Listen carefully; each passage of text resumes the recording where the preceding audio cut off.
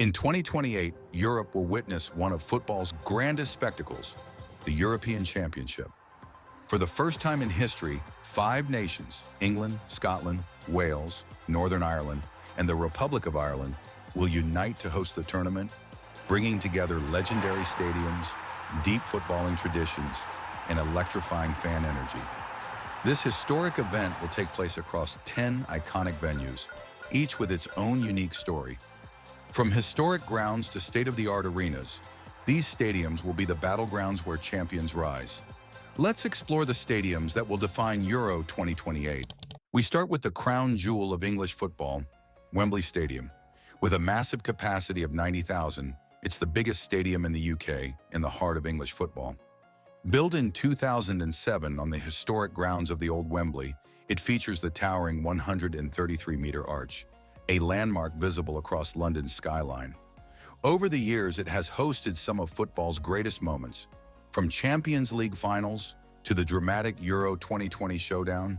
And for Euro 2028, all eyes are on Wembley once again, as it's set to host the final, the ultimate stage for European glory. If you're lucky enough to visit, Wembley Park is packed with top-tier restaurants and live entertainment, perfect for soaking up the matchday atmosphere. Next, we head to one of the most technologically advanced stadiums in the world. The Tottenham Hotspur Stadium opened in 2019, with this architectural marvel boasting a capacity of 62,850 and a game-changing feature: a retractable pitch, seamlessly transforming the venue from a football fortress to an NFL battleground. But what really sets it apart? The electric atmosphere. The steep, single-tier South Stand is one of England's loudest, built to amplify chants and unnerve opponents. Its 360-degree bowl design ensures every seat feels part of the action. It's also tied to Spurs legend Gareth Bale, who helped secure UEFA Euro 2028 matches for the venue. As part of the UK and Ireland bid, Bale showcased its world-class facilities, cementing its status as a premier football destination. With top-tier hospitality, this stadium is more than a venue. It's an experience. Now known as the Principality Stadium, this 73,931-seat venue is a symbol of Welsh pride.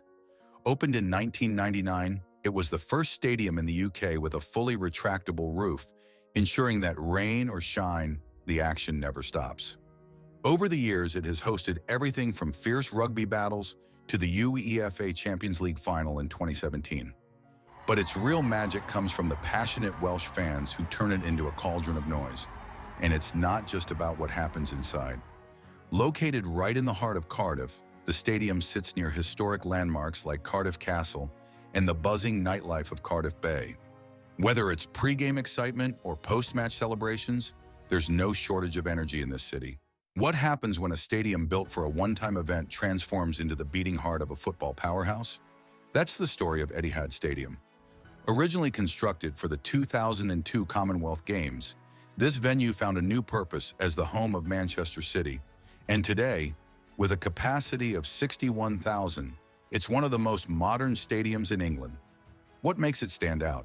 A massive roof covering 1.5 acres, a pristine natural grass pitch, and a sound system that amplifies the crowd's roar.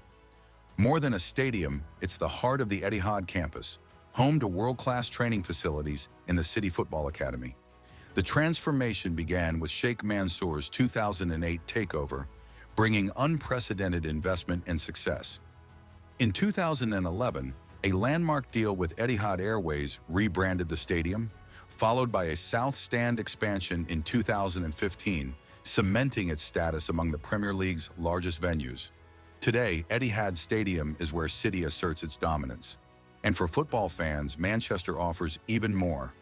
Old Trafford and the National Football Museum make it a must-visit destination. Set to open in 2025, Everton Stadium at Bramley-Moore Dock is more than a new home for the club. It's a game-changer. With a capacity of 52,800, it will replace Goodison Park and bring Premier League action to the Liverpool waterfront. But what makes this stadium stand out? For one, its design is all about intensity. The steep stands keep fans close to the pitch, creating a fortress-like atmosphere inspired by Borussia Dortmund's legendary Yellow Wall. Imagine thousands of Everton supporters roaring in unison. This is a stadium built to intimidate. And if that's not enough, the breathtaking views of the River Mersey will make it one of the most scenic football venues in the world. Getting here wasn't easy. Years of failed proposals frustrated fans until Farhad Moshiri's takeover finally set things in motion. Despite financial struggles, his investment secured the £750 million project, his lasting legacy despite a turbulent tenure. And if you're visiting Liverpool for a match, why stop there? The city is packed with iconic landmarks, from the Beatles story to the Royal Albert Dock. Or if you're up for a bit of football rivalry, take a short trip to Anfield, home of Everton's biggest adversaries. Few stadiums in England can match the electric atmosphere of St. James Park. With a capacity of 52,305, this legendary ground has been the beating heart of Newcastle United since 1892. The towering stands and steep angles create an intense, almost intimidating environment for visiting teams. And then there's the Geordie faithful, some of the most passionate fans in football. When they're in full voice, the roar of St. James's Park can shake the city itself. One of the stadium's most iconic features is the East Stand, a structure that dominates the Newcastle skyline. But the biggest transformation in recent years hasn't been architectural. It's been ownership. Amanda Stavely played a key role in Newcastle United's £305 million takeover in 2021, bringing in Saudi Arabia's Public Investment Fund, PIF, and the Rubin family, ending the controversial Mike Ashley era. By 2023, Stavely and her husband, Mehrdad Guddusi, had sold their stake and left the boardroom. But her impact on Newcastle's modern history remains undeniable. Beyond football, Newcastle itself is a city bursting with energy. From the historic quayside to the nightlife that rivals any in the UK, it's a place where passion runs deep, on and off the pitch. Villa Park is a stadium rich in football history. Home to Aston Villa, this historic ground has witnessed FA Cup semi-finals, European finals, and England international matches. With a capacity of 52,190, it's a fortress for the club's passionate supporters. Opened in 1897, Villa Park is steeped in tradition, and no section of the stadium embodies that more than the Holton End. This iconic stand is renowned for its deafening atmosphere, creating one of the most intimidating environments in English football. But as the game evolves, so must the stadium. That's why a major redevelopment is underway, ensuring Villa Park remains among the country's elite venues. Billionaire Nassef Sawiris and investor Wes Edens have played a pivotal role in Aston Villa's resurgence. Since taking over in 2018, Sawiris has poured hundreds of millions into the club, transforming it into a Premier League force. And Birmingham, it's a city that offers more than just football. From its historic canals to the buzzing nightlife of Broad Street, there's plenty to explore beyond match day. But now, let's head north to Scotland. Hampden Park is a monument to football history. Opened in 1903, it once packed in an astonishing 149,000 fans, setting a European attendance record that still stands today. Of course, times have changed, and modern regulations have reduced its capacity to 52,032.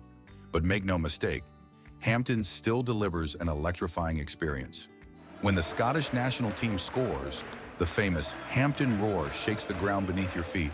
In Glasgow, it lives and breathes football. Home to the fierce rivalry between Celtic and Rangers, the city's passion for the sport is undeniable. Just next door, the Scottish Football Museum offers a deep dive into the nation's footballing legacy, making Hampden a must-visit for any true fan. Some stadiums impress with size, others with history, but Aviva Stadium stuns with design. Located in Dublin, this 51,700-seat venue features a striking horseshoe shape and a sweeping transparent roof, making it one of Europe's most visually unique arenas. Aviva Stadium is a fortress of noise. Its compact design traps sound, amplifying every chant. FAI CEO Jonathan Hill calls it a world-class venue and key to Ireland's UEFA Euro 2028 bid. Fans in Dublin can explore attractions like Trinity College, Temple Bar, and the Guinness Storehouse. And finally, we head to Belfast for the last host venue. A special addition to Euro 2028, Casement Park will bring international football back to Belfast. But here's the catch. It wasn't originally built for football. This stadium has long been a home for Gaelic sports. Now, a massive redevelopment is underway to transform it into a 34,500-seat football venue. Sounds exciting, right? But there's a problem: serious funding issues. Only £120 million is secured, while costs are expected to hit £260 million. GAA President Yarlath Burns has criticized Communities Minister Gordon Lyons for not pushing the project forward, calling the environment hostile. Despite these setbacks, Casement Park remains a key symbol of Northern Ireland's sporting future. In Belfast, it's a city rich in history, with must-visit landmarks like Titanic Belfast and the Giant's Causeway.